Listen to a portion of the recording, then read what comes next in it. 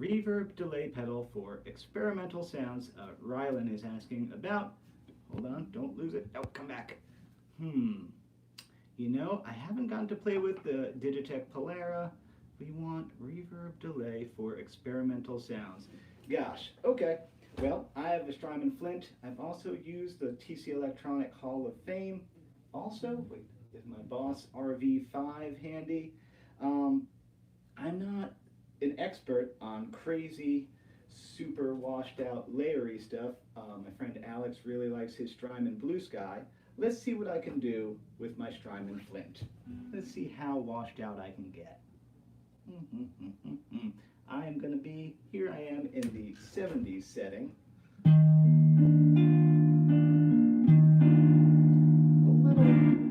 Get a little bit of wash on that. Let's really bring it up, see how weird we can get. Now, Strymon Flint doesn't have modulation, which is definitely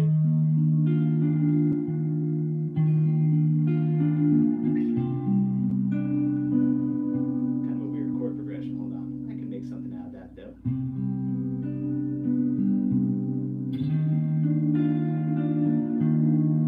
And that's about 3/4 of the way up on the knobs with the Strymon Flint, which I think can get you washy, but doesn't get you washy in modulation. Hold on though. Let's see if we can add some modulation to it. Strymon Flint has two sides. Let's put on some of its harmonic vibrato as well. Same little major 9 thing here. Let's do a different one.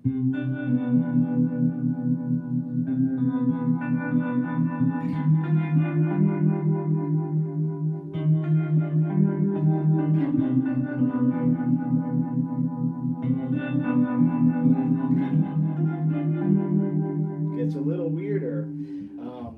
Yeah, I guess I don't have a great answer for that question, to be completely honest. I think, you know, I've done well with the pedals I buy, but I'm not a shoegaze expert, so I don't know if I have the best advice for that. Good luck. Let's see some other questions that I might be able to be helpful about. Somebody is saying, yeah, the 80s is the best for soundscaping. Let's see. I just clicked. The Flint has different reverbs on it. Let's go ahead and try that same lick with the 80s reverb. Let's listen to that again. Just listen to the decay. Turn the mix way up so we can hear it. Good advice.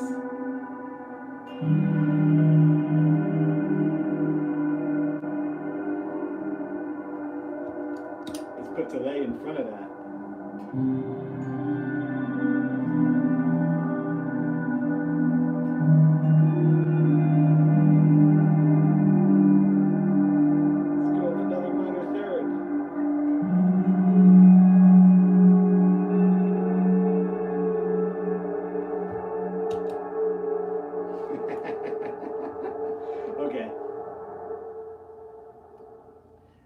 That sound I just got by turning the decay just all the way to the max and the mix all the way to the max, so I really could just, let's hear what the reverb does. I'm going to put it back to a more middle of the road setting here.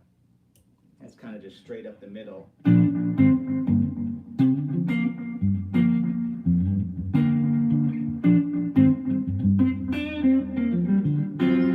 Neato.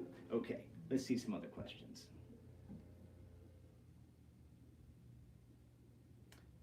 Dennis is asking about a good electric guitar. Gosh, if you're just for finger picking, gosh, there's so many options. I think if you're mostly an acoustic guy, you're gonna want something that's acoustical and hollow bodied. That's pretty funny that Robert Plant is over my shoulder there.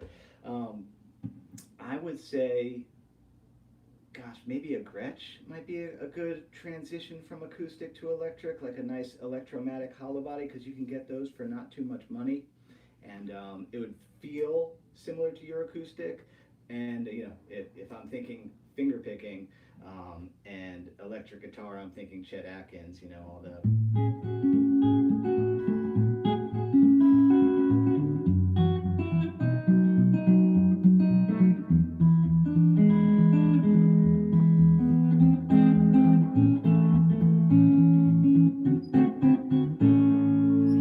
things of that nature. Some recommend Hagströms are great. Guilds are great too. You know I like those. Yeah, I love Fenders, but if you're mostly an acoustic guy, oh wait, Fender has the Coronados now too. I think anything in the hollow body realm, you're gonna be happier with if you're coming from acoustic, because yeah, that's gonna feel more on your body like the guitar that you're used to. Whereas yeah, a solid body electric guitar is a very it's a very different feel for sure. Now, someone just asked about my Deco. Okay, we're going to take some time to talk about my Deco, which is my Desert Island pedal. Right now, what do I have? Okay, I have the Deco on and my Flint on. The Deco, the saturation is a little bit past the middle, and the output is basically actually set to reduce it. Let's just hear the same riff with Deco or without. Here's straight through.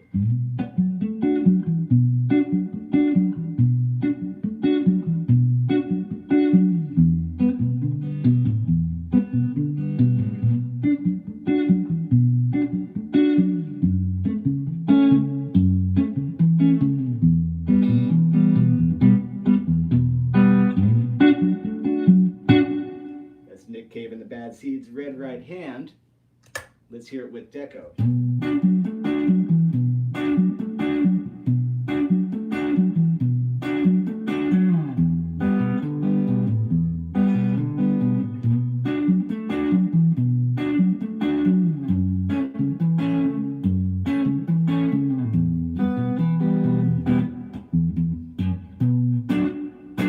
So the Deco, that tape compression side of it, is like, to me, it sounds better than any transparent overdrive pedal I've ever tried. And like all of us out there, I've tried them all. And I like them all. There's just something that they do, I find, that they do to kind of my low strings,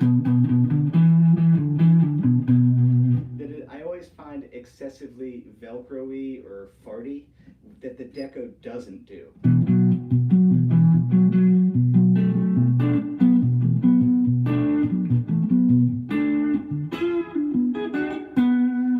Just does something nice. That was this P90 in the neck position. Let's try similar things in the bridge position. Here it is without the Deco. It just, squishes it together more. I'm gonna bring it up so it's past unity.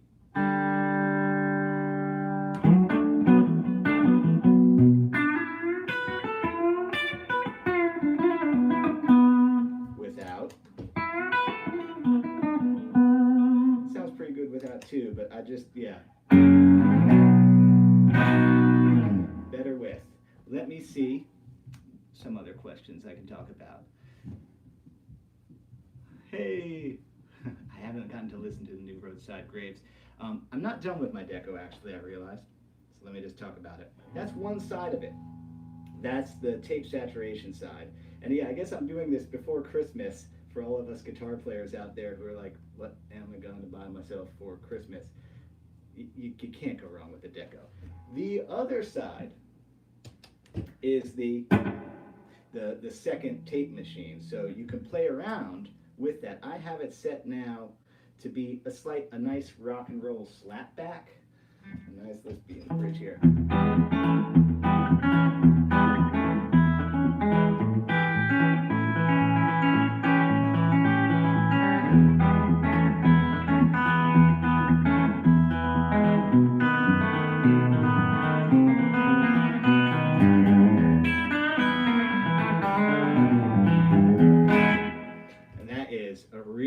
Slapback. So that's how I usually keep my Deco set. I kind of leave the slapback off, but then I might kick it on. Other things it can do. If you leave your foot down,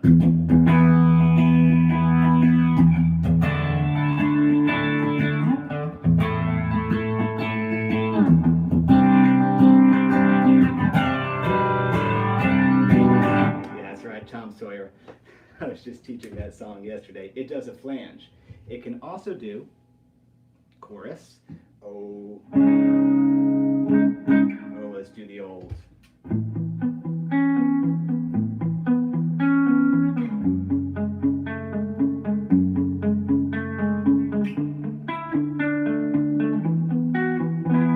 And make the chorus a little more obvious by playing with that. So yeah, to me I got it because I wanted something that would do crunch and a whole bunch of other things too. So I guess this video actually derailed into a little bit of a, oh Deco, how I love thee so. Thank you, Deco. That is some of the things it can do. Now I'm going to scroll back and see what other people have been writing. Let's go back a little bit.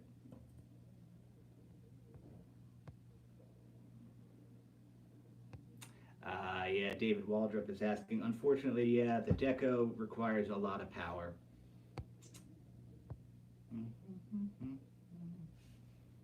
Let's talk about signal chain, because Rico USA asked about that. Generally, with your pedals, you want to start with your gain stuff first. Compressors to overdrives, to beefier overdrives. And then you stick modulations, choruses, tremolos, reverbs, and delays near the end. The only exception being fuzz pedals are kind of their own monsters. I don't have a fuzz on my board today. Usually you stick those first because of something about the input buffer on a fuzz. They work best if they're first in the list. The way my board runs, you can kind of see in the thumbnail, it goes straight into my tuner, my polytune, so that it's right there. I can cut the whole thing off if I need to by stepping on that. It hits my Deco first because that's my gain stage. That's my crunch box. After that, I have my Dusky Mandorla treble booster. So that's my, oh, it's time for me to take a solo pedal, you know. So if I'm, let's see, what's one?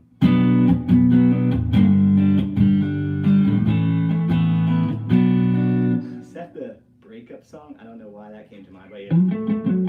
Kick on the Mandorla. Without it. I like to have a pedal as my solo boost that is just gives me a little more without completely changing my tone, and I like that about Dusky's pedal. It doesn't completely ruin the Deco's tone. It just kind of pushes, gives me a little more volume, a little more harmonic saturation, and obviously a little more grit, and obviously more treble. So it's a nice, I've been using that as my solo booster, and it's to good results. After that, I then hit my analog delay pedal, which I have my analog delay pedal set for actually a kind of a slow, quieter delay. So just to compare, I have my Deco set with a, oh wait, right now it's set to chorus. Usually I have my Deco set with a slap back, and then the other one set with a, which is a darker, quieter one. And again, that's for the purpose of solos, where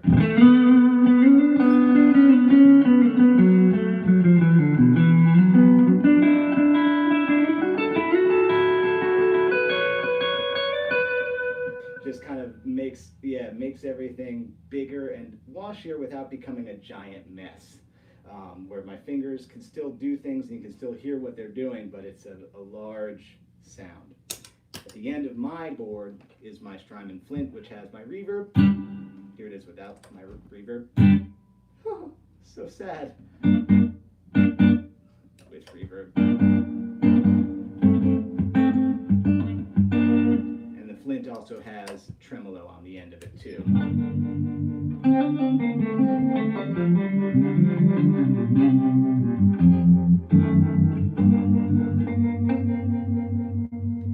So yeah, generally, to review, you put your crunches, compressors, kind of working in ascending powers, modulators and warblers near the end, and usually, yeah, reverb and delay are usually like the last thing in the line. Hope that helps. Let's see what some other people are asking.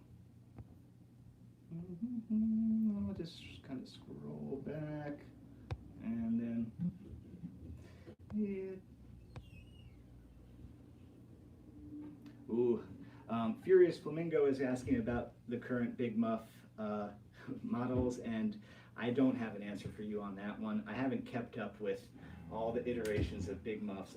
My favorite fuzz is my fuzz face these days. That's and it has, I had my friend Mark put in new old stock germanium transistors, and it has a good, has a nice organic wooliness to it. I don't have that on my board right now, so I can't demonstrate. I also like tone benders. I love my favorite Big Muff version that I remember. My friend David Karsten Daniels, he's on the West Coast now, but he had one of the green ones. The big green box, and that thing sounded awesome. But I haven't kept up. I'm not that wise to all the different versions of Big Muffs. But I do like electro-harmonic stuff. I like electro-harmonics, like, because his whole thing, I think Mike is the owner of the company, is like, he does a lot of affordable things, but I also like how he will just make a pedal that sounds crazy. He continues to just come up with crazy sounds. And of course, the Memory Man, one of the best delays ever. Let's see what else people are asking.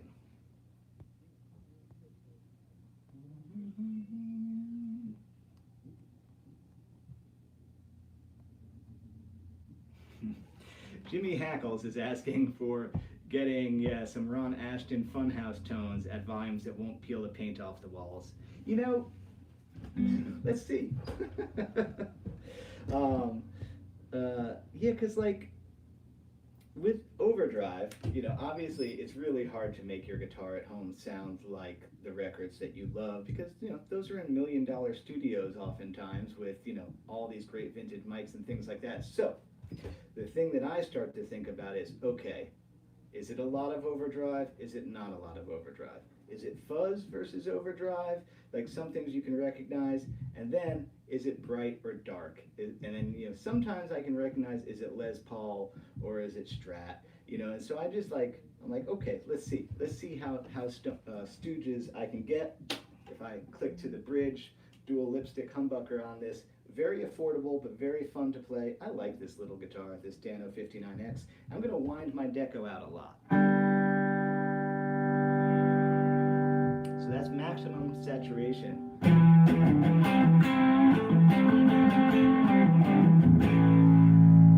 bring up the volume. I'm trying to think if I know any riffs other than the...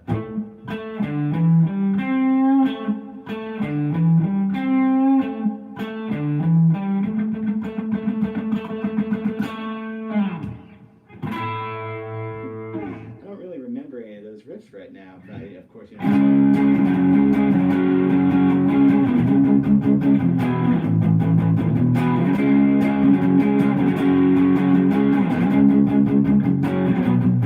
Oh, wrong.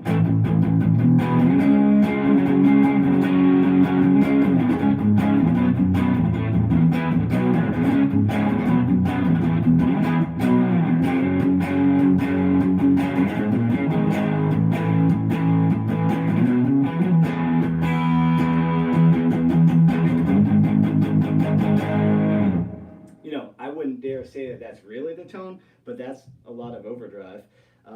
So you could try some of the kind of Marshall in a box pedals, like the Zvex Distortron. I know people like that one a lot, but in general, like, I am not too much of a purist about chasing tones too exactly. I kind of, yeah, like I said, I'm like, okay, is it bright? Is it dark? Is it fuzz? Is it overdrive? Is it humbuckers or single coils? And then I kind of take it with whatever I have and see if I can make it sound good, and go from there. Somebody else might have a more informed opinion. Let me see what else people are asking. People got a lot of good responses, so that's good. This is just the room mic right now. Supermoto Cat is asking, hey Kent. Let's talk about buffers. Scott Allen asked about buffers. I do have my Malleco Echo analog delay is a buffered pedal. It has an optional buffer, which I can switch on and off. So there's a lot of talk about true bypass versus buffer, and I think if a buffer circuit is good, I kind of have no problem with that. because it is very much true that, you know, the more wires you put in your chain, the more kind of high end you lose. I mean, a little bit, probably not more than I've already lost by playing in rock bands for 20 years. But I don't have a problem with leaving the buffer on. I do like that the Malleco Echo lets you turn it on and off. I just leave it on because I figure, well, I'll let that brightness come through, because I actually, most of the time these days, I play in the neck pickup.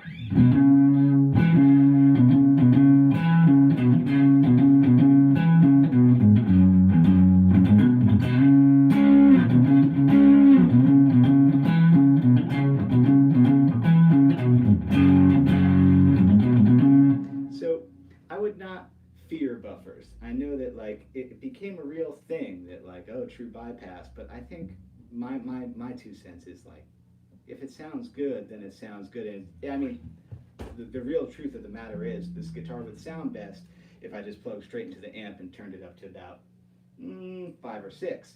But, you know, I'm not going to do that right now, or many times probably not. So it's kind of just a necessary thing. Well, I think somebody asked about the Malleco Echo. Let's turn the modulation on. It has this special, like, you can modulate the delays, which I know the carbon copy does too. Let's see what I have it set to do.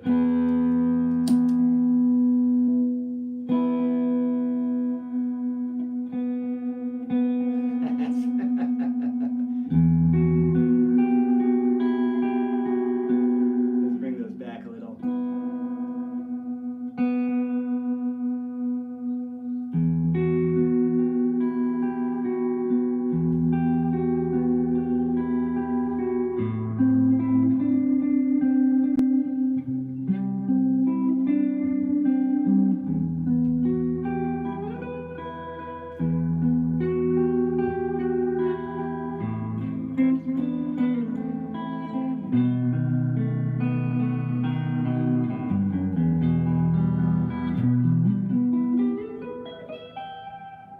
Weird.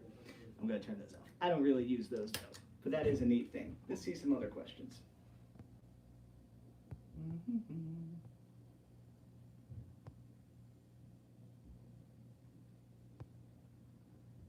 Just scrolling through. Hey Ken, I don't, well, let's see, looper and delay. Generally, you know, I'm fine with TC Electronics stuff and Boss stuff. I think for like things like that, okay, so my favorite delay of all time is the old Boss DM2. I don't have it anymore. I stupidly sold it. They do make a reissue. I'm probably going to get one at some point. The DM2 is an analog delay. It's like that pinkish box.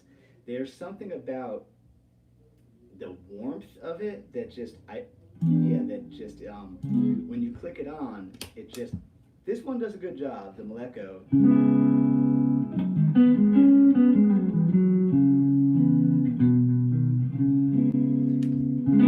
Does a good job of doing a similar thing, but I'm just remembering there was something just truly magical about the DM2. And then as far as loopers go, I have a lot of opinions about loopers. I think everybody should have one. And I think the TC Electronic Ditto is a pretty good one. Even just like the little Digitech Jam Man is totally fine. I think they're a very useful practice tool. I don't use them too much for practice myself, because my whole thing is playing to changes, playing chords and fills and scales on the fly that go with each other, and it's very tempting with a looper. You can, you know, and I don't think there's anything wrong with this. It's just, it's like it's not hard enough work for me. But you know, it's easier with a looper to kind of set a progression.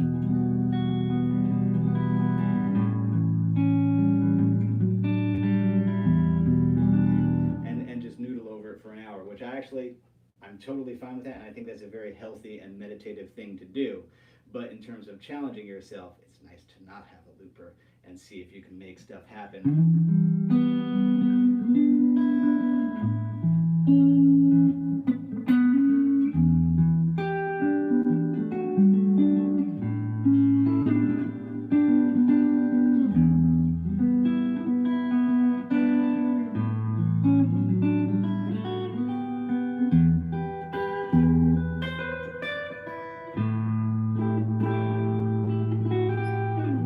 Yeah, playing some Pink Floyd.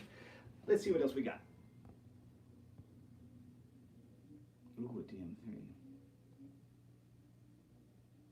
Oh, that's a really good question. Well, someone's asking, do I change my pedals for guitars?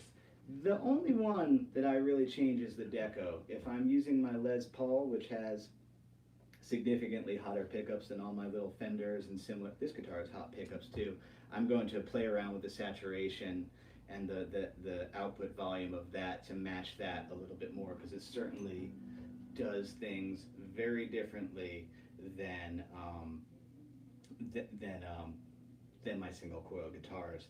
Other than that, yeah, reverbs I'm going to leave the same, delays I'm going to leave the same. It's really just your crunch boxes. If you have a guitar with hot pickups versus you have single coils that are like low and delicious sounding, there's a little bit of a balancing act you have to play.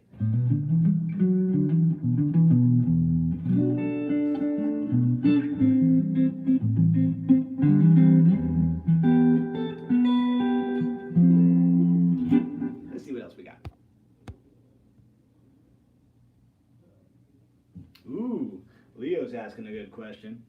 If I could have only one modulation pedal on my board for 60s, 70s psychedelic sounds, what would it be? Oof. Gosh, that's a tough one. I think, honestly, I think that's why I have the Flint, because if I'm thinking 60s, 70s, you know, I'm thinking tremolos. Tremolos and reverbs are going to be pretty old school sounding. Let's go through some of the tremolo options on the Flint, because that's why the pedal lives on my board. The Flint has 3 reverbs and 3 tremolos on it, which is so useful. So let's see. First we have your standard kind of tube vibrato. Oh, let's do it.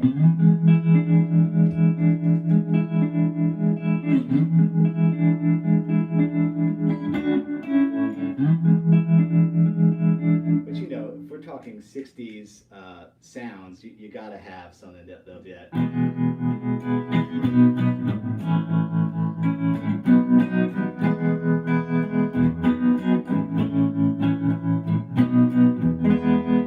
Then it also has the much more choppy photocell vibrato, which, you know, kind of came a little bit later in the late 60s amps, which is going to be a little more, oh, what's that Radiohead song? Oh, I can't remember.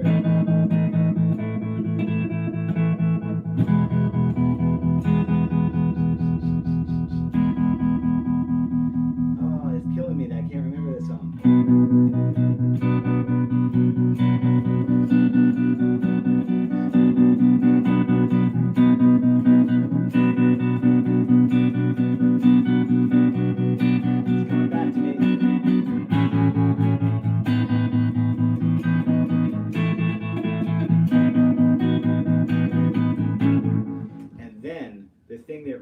Sold me on this, that harmonic vibrato that's on it is super close to a univibe.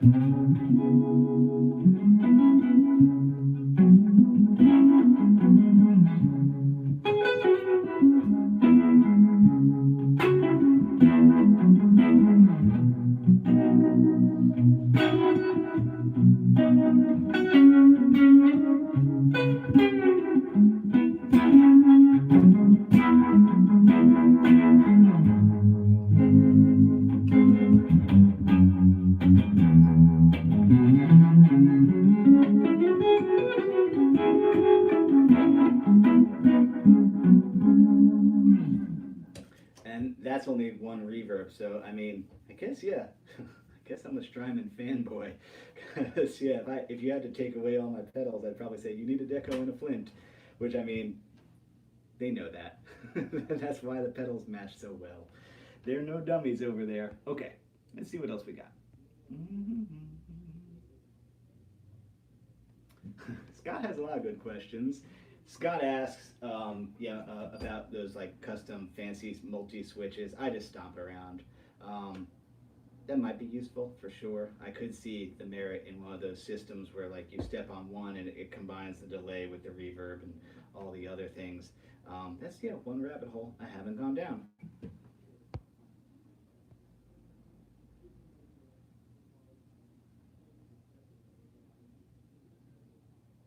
Let's see here.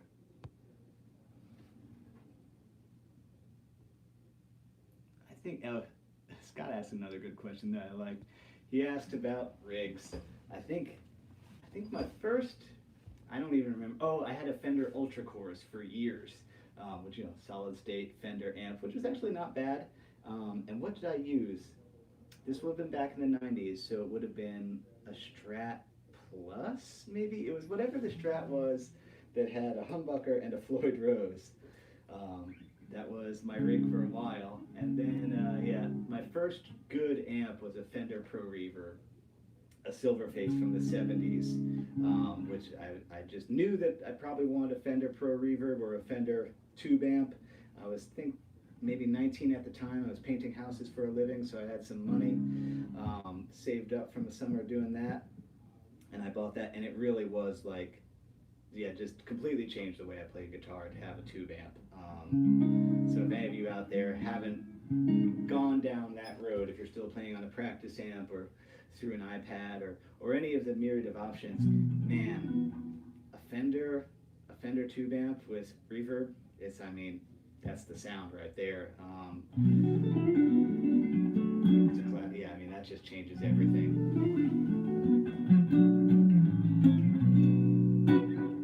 Let's see if I got any other good questions. Matt's asking which pedals work best for me when adapting lead vocals for a guitar, a la Shuggy Otis or some such thing like that. You know, I don't, for doing something like that, it's really just, that's much more to me in my fingers and in yeah, the phrasing. Obviously, I'm gonna stick with my setup. It's usually a tweed amp with some Strymon pedals in front of it. Seems to work well for me. But definitely, yeah, you see when I do these videos where I take a vocal melody and put it on guitar, I like to do that a lot because in doing that changes the way you play lead guitar. Because we all grow up doing all, you know, let's pick a key. We'll do A.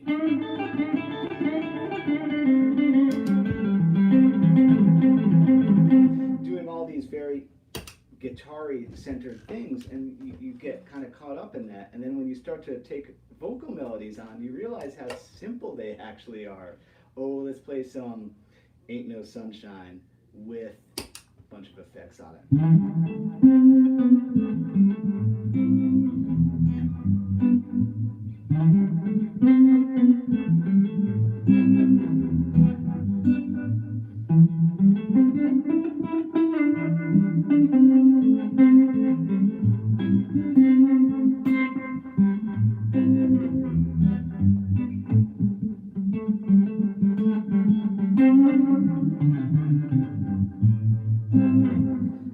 Some of those effects off and talk about that. Yeah, it's just the idea that that's his vocal melody. That's all a guitar solo really is just another melody. And so, yeah, it's a very educational thing for me and, well, for you too, to learn arrangements or to try and listen to the vocals of a piece and find that. A lot of times I'll do that if I'm teaching a song and, you know, if it's real simple chords, I'll see if I can just trace out the vocal melody, because, yeah, I think it just makes your playing more lyrical and more phrase-centered than guitar trickery-centered, which is cool, too. Let's see what other questions we got.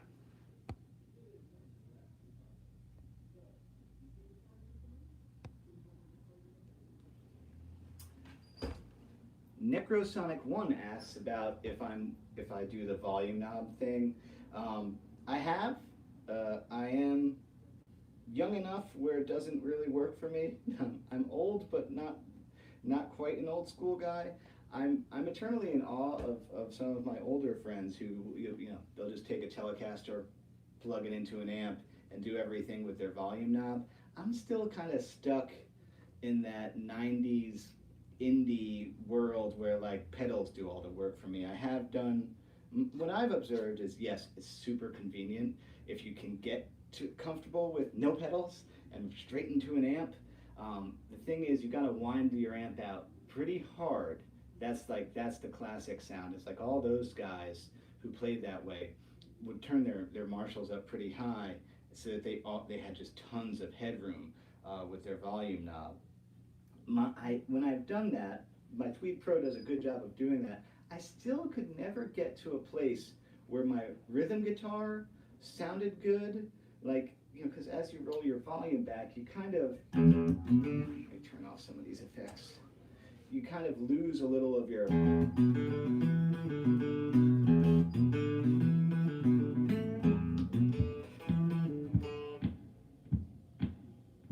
guys, check this out, my Strymon just broke. So, as is the case with all my technology right now, can you see that? Yeah, it's been doing that lately. So as much as I love my deco, it's being unreliable this week. I'm gonna have to send it back. So what I'm gonna do is disconnect it and put it on standby and pull it out of the loop. Go get yourself one. That's the thing about pedals. That's funny that we're talking about using pedals or not using pedals, because there you see some of the problems that the more pedals you have, the more that can break. But yeah, it was really convenient to have no pedals so that they wouldn't break. Because yeah, you know, loading into a gig was super easy. Guitar in one hand, amp in the other, plug in and go. I just could never get my balance right. Now, if I worked at it more, maybe I could, but I didn't. That was kind of a nice little conclusionary.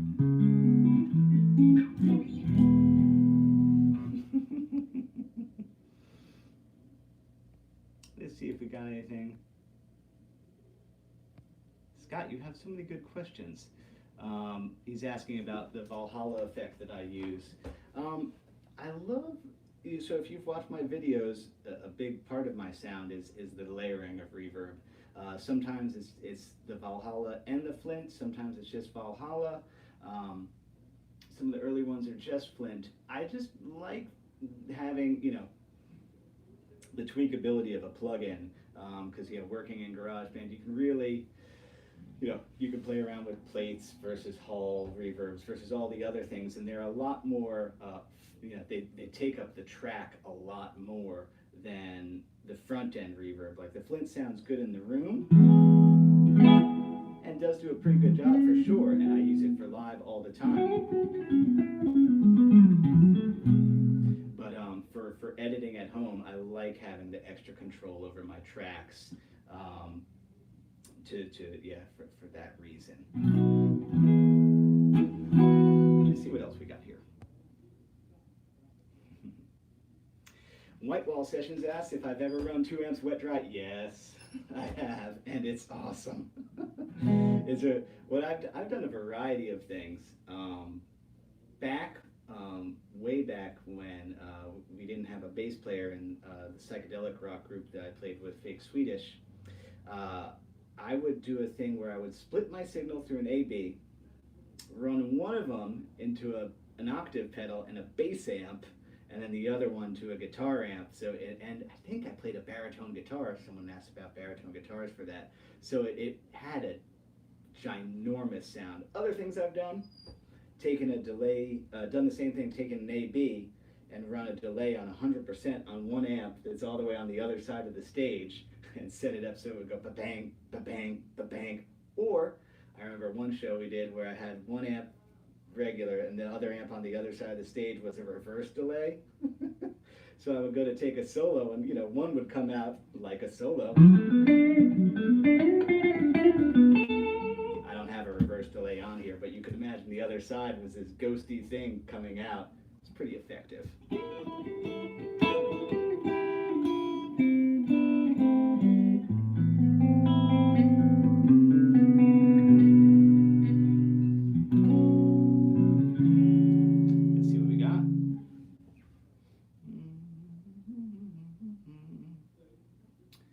Matt's asking about what board I use. I use the Pedal Train. That's just because it was readily available, and I guess I got this board back in like 2008. it's held up fine. I'm not really loyal to any particular board. Whatever. I mean, kind of like it when people DIY it, but I actually tend to think unless you really are budget conscious, it's probably still cheaper to just get something pre-made. Yeah, I don't, I don't think I have many thoughts on what board to get. Yeah, there's certain things about guitar. They're like the not fun things to buy, like wires and boards and mic clips and amp stands. Like there's so many things that you're like, ugh, I can't, I don't know. They're not the fun part. And then other things are the fun part, like pedals.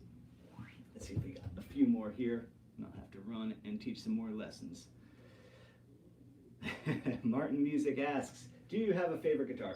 We all know the answer to that. It's my beloved 1966 Fender Mustang. It's at home right now. I have a problem, but it's a good problem to have. I think I have about 11 or 12 guitars. That's not too many. They're all so pretty. This one, I like this one. Lightweight. It sounds, this is what, a $450 guitar? And the thing that gets me about this is it's kind of really, because it's a chambered, it has a nice thumpiness to it, and yeah, it's light as a feather.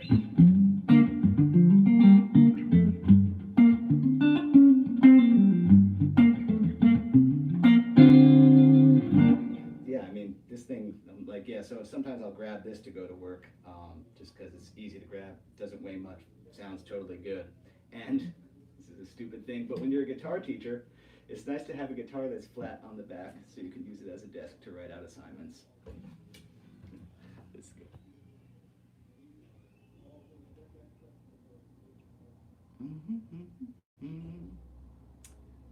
Looks like I've covered a lot. Oh, Rico's asking another good question. It's not really a pedal question, but maybe I'll answer it. Ha! Rico asks, how do you choose the songs that you share with us? My iPhone. It really is. I take requests into consideration. I also take recommendations into consideration because there's so much music out there to listen to.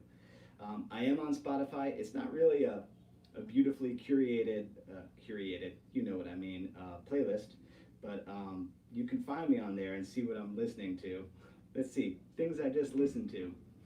Link Ray has a record from the early 70s, and one of my students told me about this really cool. The Mark Maron podcast. I listen to a lot of stand-up comedy. John Mulaney. Some John Prine in there. Yeah, I've been listening to John Prine a lot lately. But yeah, it's generally it's a very organic, whatever I've been listening to for the past couple of weeks. I'm like, there's something cool in that song. Oh, that's a neat opportunity to like figure it out and play around with it. Like, yeah. I'll give you a sneak peek of some things that are coming. Let's see if I play it right.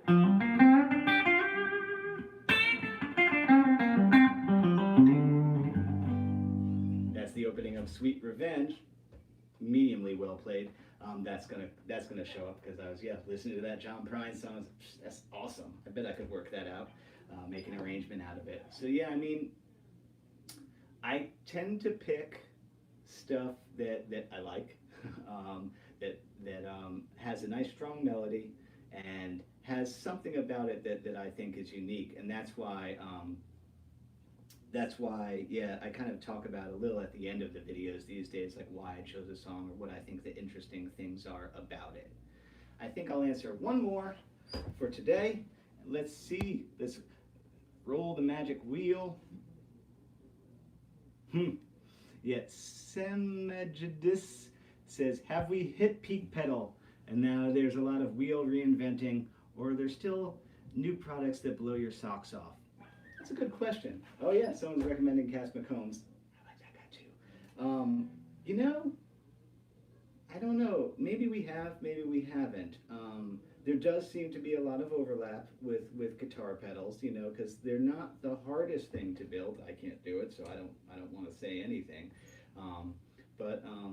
Yeah, I could see it being a lucrative business for someone who's got a good ear and wants to do something a little bit different. But yeah, it does start to feel a little bit like, I guess we are a little bit at peak pedal, and that's why sometimes Yeah, I was talking about this very thing with Rob Sledge a couple of weeks ago. Rob Sledge from Ben Folds 5. He's still around here, and sometimes we get the opportunity to play gigs together. He's a hilarious guy. We were talking about, was it Seymour Duncan pickups? He's like, you know, Seymour Duncan, when it started, it was the little guy. It was the boutique guy. He's like, you know, now there's a lot of other great boutique pickup manufacturers, and I use them. But he was like, don't forget that they're still good. Just because they're huge, that means that they're really good. That they have employees and a whole thing, and, you know, multiple people working for them. But I think that was an interesting observation, that, you know, like, yeah, these companies that we ignore Boss, or, like, you know, some of the well-known names, were like, well, at one point they were the new guys on the block. So it's like, yeah, that's why sometimes I'll always check, you know, if I'm about to buy something, what the classic companies are putting out. I think I'll leave it with that for now and play us out with something. Oh.